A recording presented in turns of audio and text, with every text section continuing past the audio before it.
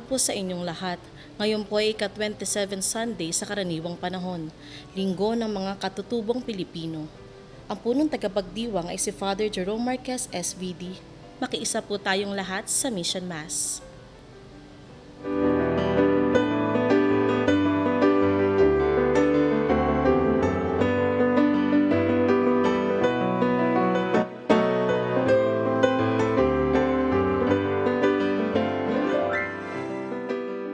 Sa ngalan ng Ama, ng Anak, at ng Espiritu Santo, Amen. sumainyo ang Panginoon. At sumainyo rin. Ang ating pagdiriwang ng misa ay ialay natin sa iba't ibang mga katutubong Pilipino na may kani-kanyang mga pamayanan, kultura, at wika na ginagampanan. Naway mapagpahalagahan natin at mabigyan ng proteksyon ng ating mga indigenous people. Maaari nyo rin sabihin ngayon ang inyong mga personal na kahilingan sa pasimula ng ating pagdiriwang na ito. Ipinagkatiwala mo sa aming pangalagaan ang aming kalikasan. Panginoon, maawa ka. Panginoon, maawa ka. Hinubog mo kaming maging mapagpangalaga sa aming inang daigdig. Kristo, maawa ka. Kristo, maawa ka. Ipinakita mo sa amin kung paano magmalasakitan sa aming kapwa. Panginoon, maawa ka. Panginoon, maawa ka. Kaawaan tayo ng makapangyarihang Diyos, patawarin ang ating mga kasalanan, patnubayan tayo sa buhay na walang hanggan. Amen. Maaari natin suriin ang ating puso kung anong naging pagkakasala din natin sa ating kalikasan. Sa anong paraan ng ating lifestyle ay naging mapanira para bigyan natin ng higit na proteksyon at pangangalaga ang ating inang kalikasan, ang ating inang daigdig. Sama-samang sabihin natin, Panginoon, maawa ka. Panginoon, maawa ka. Kristo, maawa ka. Kristo, maawa ka. Panginoon, maawa ka. Panginoon, maawa ka. At papurihan natin ang Diyos, papuri sa Diyos sa kaitaasan. At sa lupa'y kapayapaan sa mga taong kinalulugdan niya. Pinupuri ka namin, dinarangal ka namin, sinasamba ka namin, ipinagbubunyi ka namin, pinasasalamatan ka namin dahil sa dakila mong angking kapurihan. Panginoong Diyos, Hari ng Langit, Diyos amang makapangyarihan sa lahat, Panginoong Hesukristo, bugtong na anak, Panginoong Diyos, Kordero ng Diyos, anak ng Ama, Ikaw na nag-aalis ng mga kasalanan ng sanlibutan, maawa ka sa amin. Ikaw na nag-aalis ng mga kasalanan ng sanlibutan, tanggapin mo ang aming kahilingan. Ikaw na naluluklok sa kanan ng Ama, maawa ka sa amin, sapagkat Ikaw lamang ang banal, Ikaw lamang ang Panginoon, Ikaw lamang o Hesukristo, ang kataas-taasan kasama ng Espiritu Santo sa kadakilaan ng Diyos Ama. Manalangin tayo. Ama naming makapangyarihan, ang iyong dakilang pagkamaawain ay nangingibabaw sa aming ginagawang kabutihan at idinadaing ng mga kahilingan. Ang kagandahang loob mo sa amin ay gawin mong mag-umapaw upang ang kasalanang ipinangangambang ihingi ng kapatawaran ng budhi naming takot na ikaw ay lapitan ay iyong patawarin ng lubusan at ang ipinag-aalangan naming hilingin sa pagdarasal ay iyong pagbigyan aming makamtan sa pamamagitan ni Kristo kasama ng Espiritu Santo magpasawala. Amen. Pagbasa mula sa aklat ni Propeta Isaías. Ako ay aawit sa sinta kong mahal tungkol sa nangyari sa kanyang ubasan. Mayroong ubasan ang sinta kong mutya sa libis ng bundok na lupa'y mataba. Hinukayan niya't inalisan ng bato at saka tinamnan ang nasabing dako. Mga piling puno ng mabuting ubas, itinanim niya sa nasabing lugar. Sa gitna'y nagtayo ng isang bantayan at nagpahukay pa ng sadyang pisaan. Pagkatapos nito ay naghintay siya na ang kanyang tanim ay magsipagmunga. Ngunit ano ito? Pagdating ng araw, ang kanyang napitas ay ubas na ligaw. Kaya't kayo ngayon, taga-Jerusalem, at gayon din kayo, mga taga-Juda, kayo ang humatol sa aming dalawa. ako at ang aking ubasan. Ano pa ang aking nakaligtaang gawin sa aking ubasan? Bakit nang ako'y mamitas sa itinanim kong mabubuting ubas? Ang nakuha ko ay ubas na ligaw. Kaya't ito ngayon ang gagawin ko sa aking ubasan. Papatayin ko ang mga halamang nakapaligid dito. Wawasakin ko ang bakod nito. Kakayaan kong ito'y mapasok at sirain ng mga ilap na hayop. Pababayaan kong itong lumubog sa sukal, mabalot ng tinik at dawag. Di ko babawasin ang mga sangat dahong labis. Di ko pagyayamanin ang mga puno nito. At pati ang ulap ay uutusan ko na huwag magbigay ng ulan. Ang ubasang ito'y ang bayang Israel, at ang Panginoon naman ang siyang nagtanim. Ang mga Hudyong kanyang inaruga ang mga puno ng ubas, at kanyang hinintay na ito'y gumawa ng mabuti, ngunit naging mamamatay tao. Inaasahang magpapairal ng katarungan, ngunit panay pangaapi ang ginawa. Ang salita ng Diyos. Salamat sa Diyos. Salmong tugunan, Panginoon iyong tanim, ang ubasan mong Israel. Panginoon, iyong tanim ang ubasan mong Israel. Mula sa Ehipto, ikaw ang naglabas ng puno ng ubas, at saka itinanim sa lupang dayuhan. Mataos ang tao mo'y palayasin. Hanggang sa ibayong dagat, ang sangang malabay nito'y nakaabot, pati mga ugat humabang mabutit, umabot sa ilog. Tugon, Panginoon, iyong tanim ang ubasan mong Israel. bakit mo sinira? Sinira ang pader, kung kaya napasok nitong dumaraan. Pinipitas tuloy yaong bunga nitong tanim na naturan. Mga baboy damong magmula sa gubat, niluluray itong walang pakundangan. Kinakain ito ng lahat ng hayop, pawang nasa parang. Tugon, Panginoon, iyong tanim ang ubasan mong Israel. ika'y manumbalik, o Diyos na dakila. Pagmasdan mo kami mula sa itaas, at ang punong nito'y muling pagyamanin, at iyong iligtas. Lumapit ka sana, ang puno ng ubas na itanim mo ay iyong iligtas. Yaong punong iyon na pinalagumot iyong pinalakas. Tugon, Panginoon, iyong tanim ang ubasan mong Israel. at kung magkagayon, magbabalik kami't di na magtataksil sa iyo kailanman. Kami pasiglahit aming pupurihin ang iyong pangalan.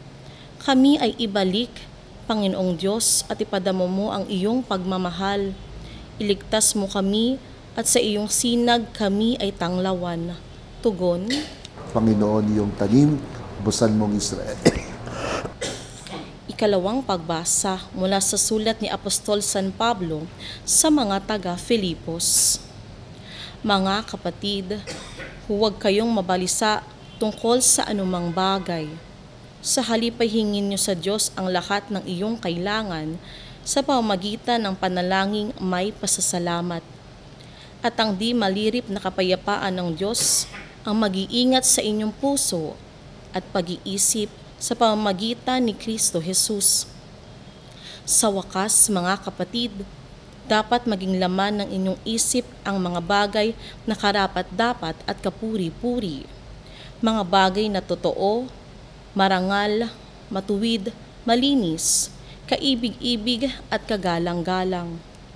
Isagawa ninyo ang lahat ng iyong natutuhan, tinanggap, narinig at nakita sa akin. Kung magkagayon, sa inyo ang Diyos na nagbibigay ng kapayapaan. Ang salita ng Diyos. Salamat sa Diyos. Aleluya, aleluya, hinirang tayo ni Kristo upang mamungang totoo bilang mabubuting tao. Aleluya, aleluya. Sumainyo ang Panginoon. At sumainyo rin, Ang mabuting balita ayon kay San Mateo. papuri sa iyo, Panginoon. Noong panahong iyon, sinabi ni Jesus sa mga punong saserdote at matatanda ng bayan, pakinggan ninyo ang isa pang talinhaga.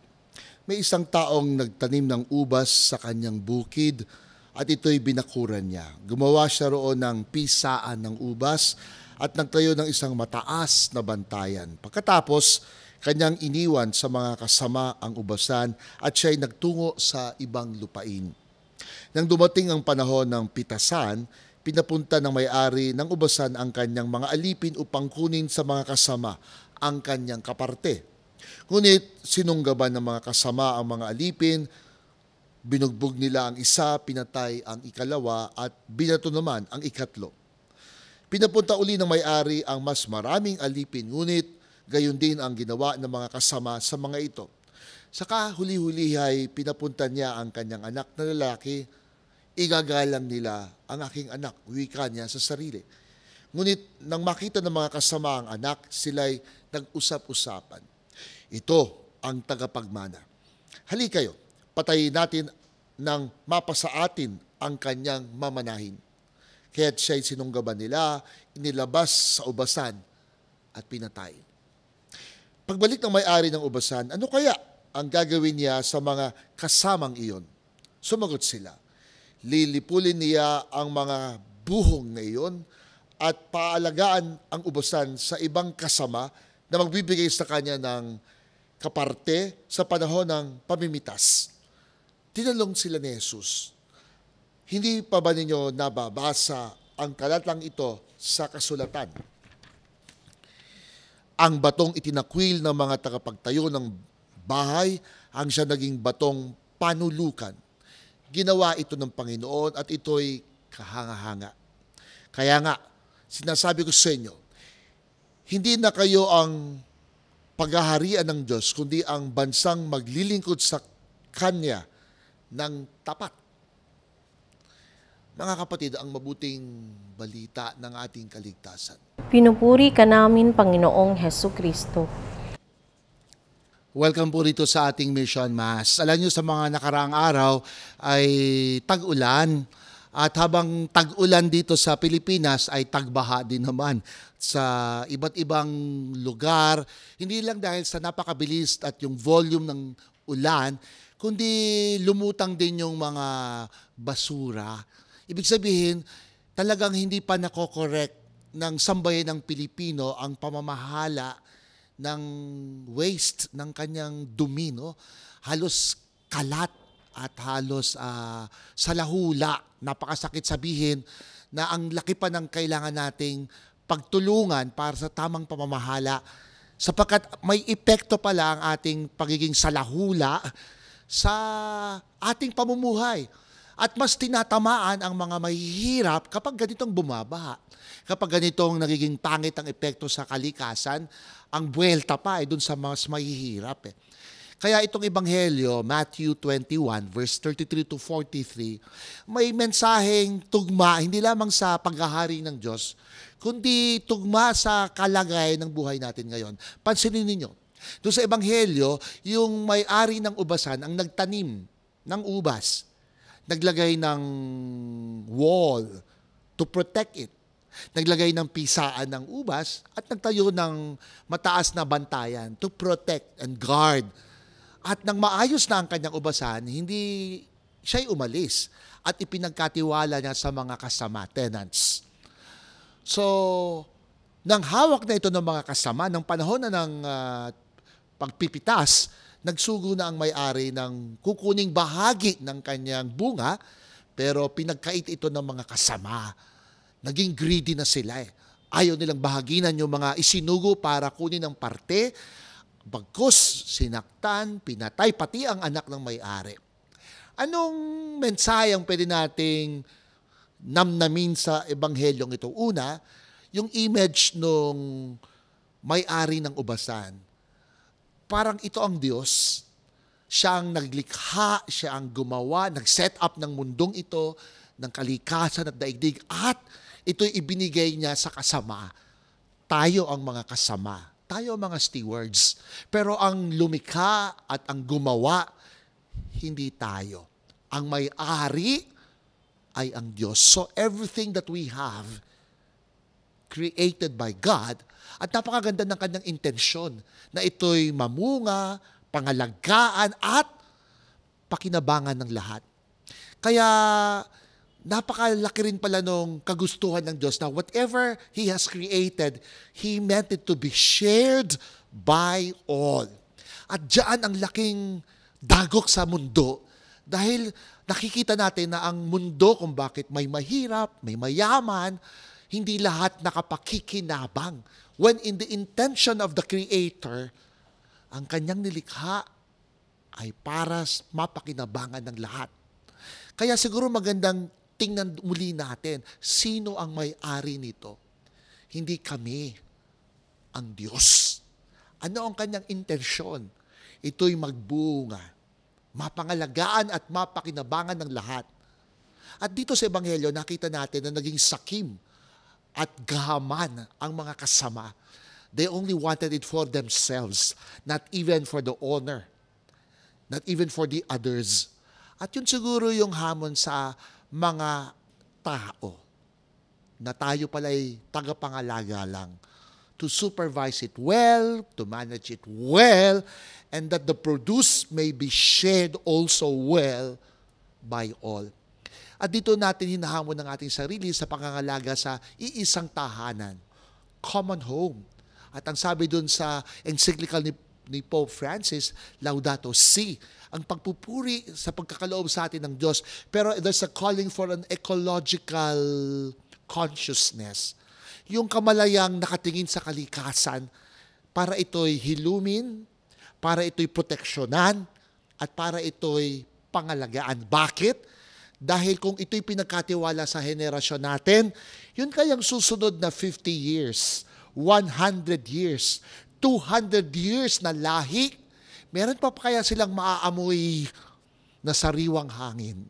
Meron pa kaya silang mga puno na maglalabas ng oxygen at kukuha ng mga carbon dioxide para gawing oxygen? Meron pa kayang mga maaakyat na mga bundok o ito'y kinalbo na at pinasasana? Alam nyo, minsan, total ngayon naman ay linggo ng mga katutubong Pilipino, meron akong kausap na isang katutubo sa isang mining area. Ang sabi niya, sabi ko, nakatingin kami sa bundok na green pa. Pero sa likod namin ay yung lugar na na-mine out na. At wala namang duda, napaka-responsable naman ng kumpanyang ito para mag-reforest. Pero habang nakatingin kami dun sa pwede pang pagkunan, ang sabi ng katutubo, yung nakuha at napakinabangan, napakalaki ng naitulong sa amin. Pero sabi niya, pero itong hindi pa nagagalaw, pwede bang sabihin, tama na. Sana'y maiwan naman ito sa mga susunod kong anak. Siguro merong bagay para mabalanse din natin ang tunay na pangangalaga at pagmamalasakit sa ating inang daigdig, ang ating iisang tahanan. Amen. Ipahayag natin ang ating pananampalataya. Sumasampalataya ako Sa Diyos sa mga makapangyarihan sa lahat, na may gawa ng langit at lupa. Sumasampalataya naman ako kay Jesucristo, iisang anak ng Diyos, Panginoon nating lahat. Nagkatawang tao siya lalang ng Espiritu Santo, ipinanganak ni Santa Mariang Birhen, pinagpakasakit ni Poncio Pilato, ipinako sa krus, namatay, inilibing, nanawag sa kinaroroonan ng mga yumao, nang may 3 araw na buhay na magguli, umakyat sa langit, naluluklok sa kanan ng Diyos sa mga makapangyarihan sa lahat. Doon magmumulat paririto at uhukom sa nangabubuhay at nangamatay na tao. Sumasampalataya naman ako sa Diyos Espiritu Santo, sa banal na simbahang katolika, sa kasamahan ng mga banal, sa kapatawaran ng mga kasalanan, sa pagkabuhay na mugli ng nangamatay na tao, at sa buhay na walang hanggan. Mga kapatid, lumapit tayo sa Diyos ating Ama sa panalangin ito. At sa bawat kahilingan ng ating katugunan, Panginoon, dinggin mo ang aming panalangin. Panginoon, dinggin mo ang aming panalangin. Ngayong linggo ng mga katutubong Pilipino, pinagdarasal natin ang bawat katutubong Pilipino sa ating bansa upang mapangalagaan ang kanilang kultura, ang kanilang wika, ang kanilang mga tradisyon, 10 ng kanilang pagpapahalaga sa kanilang minanang lupa, upang ang kanilang karapatan sa mga lupang ito ay mangibabaw. Manalangin tayo sa Panginoon. Panginoon, dinggin mo ang aming panalangin. Pagdasal natin ang simbahang manatili na boses ng pagbabago, lalo higit sa kamalayang magmahal sa kalikasan. Manalangin tayo sa Panginoon. Panginoon, dinggin mo ang aming panalangin. Upang ang bawat pamahalaan at ang mga ahensya ng pamahalang nangangalaga sa kalikasan, mapagtibay ang mga batas na nagbibigay ng proteksyon dito. At upang lumawig pa rin ang kaisipan para lumikha ng mga alternatibong pamamaraan na pagkukunan ng enerhiya at lahat ng mga alternatibong pamamaraan para mapangalagaan ang ating inang daigdig, manalangin tayo sa Panginoon. Panginoon, dinggin mo ang aming panalangin. Pinagdarasal natin ang higit na naapektuhan ng anumang pagkasira ng kalikasan, ng mga maralita, upang ang totoong kanilang ikabubuti ang manguna sa lahat ng polisiya at implementasyon nito sa anumang tahanan at anumang gobyerno at pamahalaan. Manalangin tayo sa Panginoon. Panginoon, dinggin mo ang aming panalangin. Ang mga isinama sa ating panalangin na ipinost natin sa ating social media ay ating pinagdarasal. 10 na mga ibinubulong niyo po ngayong mga panalangin.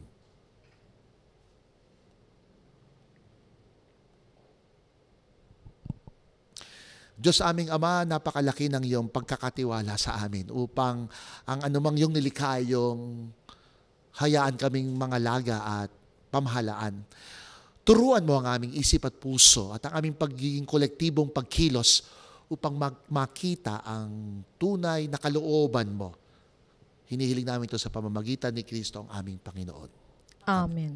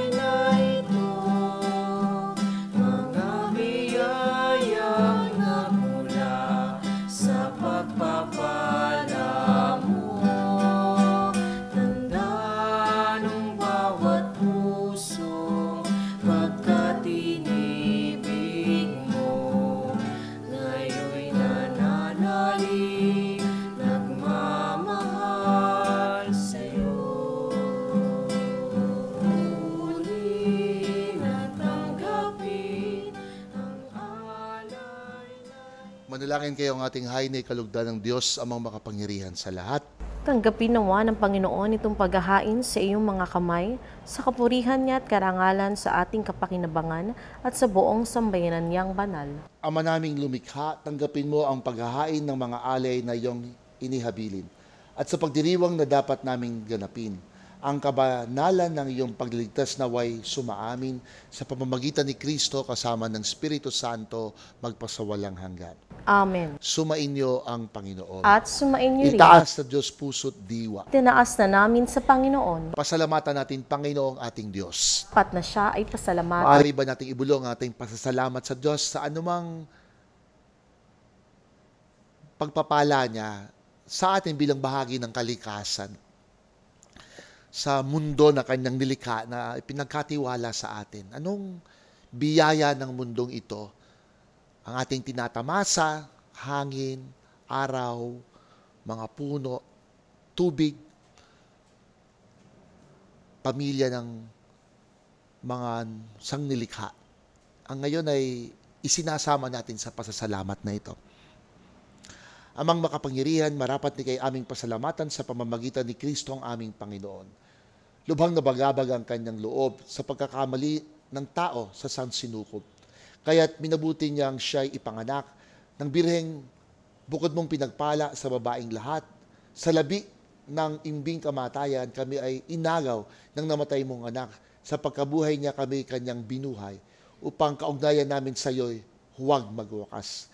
Kaisa ng mga anghel nagsisiawit ng papuri sa iyo ng walang humpay sa kalangitan, kami nagbubunyi sa iyong kadakilaan. Santo, Santo, Santo, Panginoong Diyos na makapangyarihan, napupuno ang langit at lupa ng kaluwalhatian mo, o sana sa kaitaasan, pinagpala ang naparirito sa ngalan ng Panginoon, o sana sa kaitaasan. Ama naming banal, ikaw ang bukal ng lahat ng kabanalan, kaya't sa pamamagitan ng iyong Espiritu, gawin mong banal ang mga kaloob na ito upang para sa amin maging katawan at dugo ng aming Panginoong Jesucristo.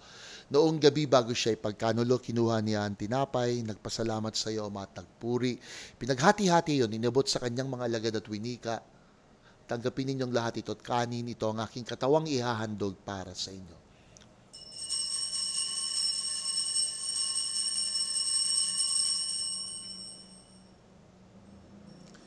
Gayon din naman nung matapos ang hapunan, kinuha niya ang kalis, muling nagpasalamat sa iyo, Ama, at nagpuri, binigay ang kalis sa kanyang mga alagad at winika. Tanggapin ninyong lahat ito at inumin, ito ang kalis ng aking dugo, bago't walang hanggang tipan. Ang aking dugong ibubuhos para sa inyo at para sa lahat sa ipagpapatawad ng mga kasalanan. Gawin ninyo ito bilang pag-alala sa akin.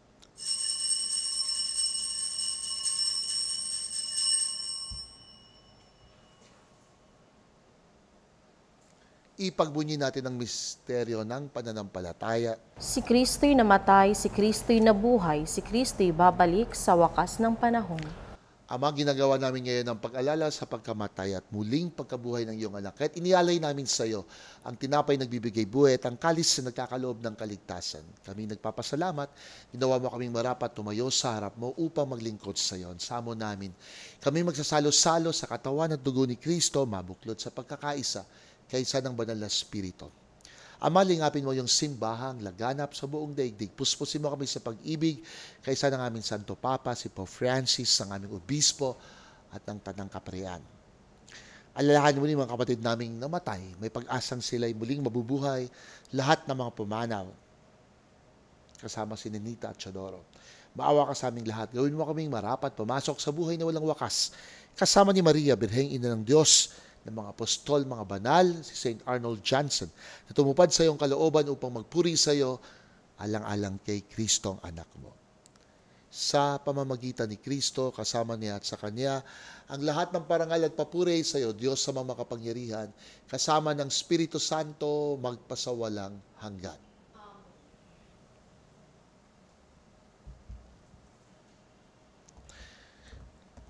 Napakabuti ng kalooban ng Diyos upang ipagkatiwala sa atin ang kalikasan, ang daigdig na ito.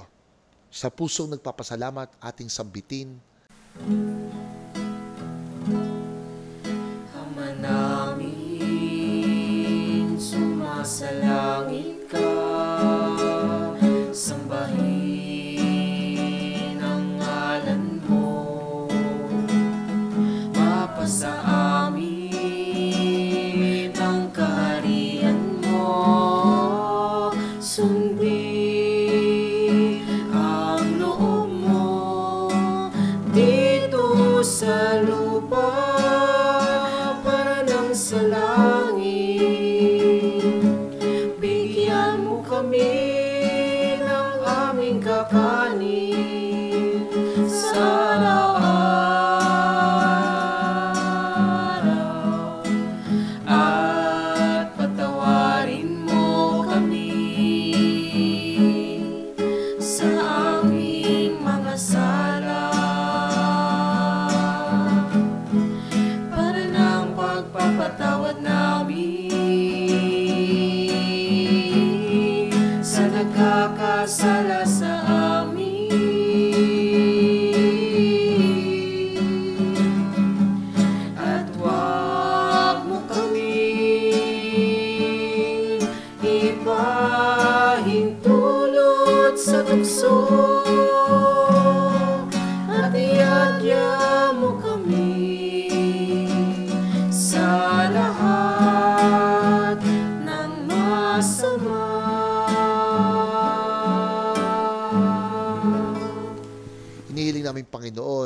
Iadya mo kami sa lahat ng masama, ilayo sa anumang kapahamakan.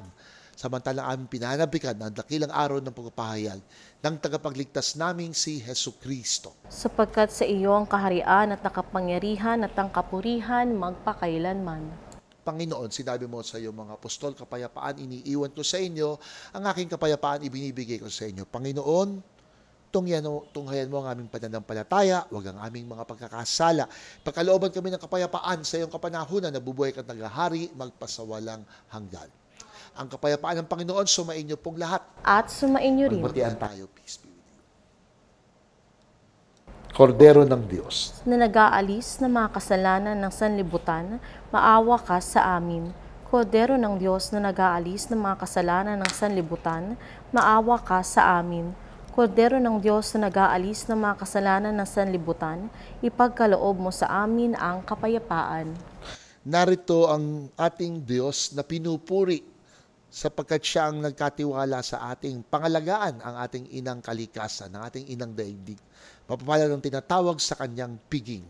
Panginoon, hindi ako karapat-dapat na magpatuloy sa iyo, ngunit sa isang salita mo lamang igagaling na ako.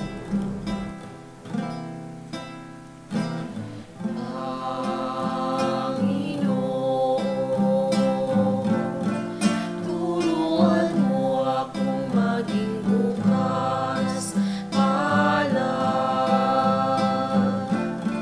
Turuan mo akong maglingkod sa iyo, na magbigay ng ayon sa nararapat, na walang hinihintay mula sa iyo, na makibang di inaalintana, mga hirap na dinaranas sa tuwina'y magsumikap na. Manalangin tayo. Ama naming mapagmahal, ipagkaloob mong sa pagsasalo namin sa pagkait inuming banal, kami ay maging katawan ni Kristo, na aming pinakikinabangan sa pamamagitan niya kasama ng Espiritu Santo, magpasawalang hanggan. Amen. Dahil malapit na rin po ang araw ng mga yumao, ay iniimbitahan ko kayo na maaari kayo magpasa ng inyong mga prayer intentions sa mga kaluluwa na nais yung ipagdasal. Doon sa ating page ay bibigay namin yung pamamaraan para hatid kayo ng mga pangalang ating isasama sa ating November 1 Prayer for the Souls sa mga linggong parating po. Sumainyo ang Panginoon. At sumain niyo rin Yumuko kayo hingi ng pagpapala ng Diyos. Amang mapagmahal, manahan ng iyong diwa ng paglikha upang bawat isa sa amin makita ang aming papel sa pangangalaga ng kalikasan ngayon at magpakailanman. Amen. Jesus, ipakita mo sa amin kung paano mo pinahalagahan ang bawat isa sa amin tulad ng pagpapahalaga naming maibahagi ang anumang pagpapala mula sa Ama ngayon at pagpasawalang hanggan. Amen. Espiritu, pukawin mo aming puso upang makita ang tunay na kalooban ng Diyos sa pangangalaga sa inang daigdig ngayon at magpasawalang hanggan. Pagpalain kayo ng makapangyarihang Diyos Ama, Anak, at Espiritu Santo, Amen. na ipagdiwang natin ng pasasalamat na ito, humayo, ipagpatuloy na pangalagaan ng ating inang daigdig. Salamat sa Diyos.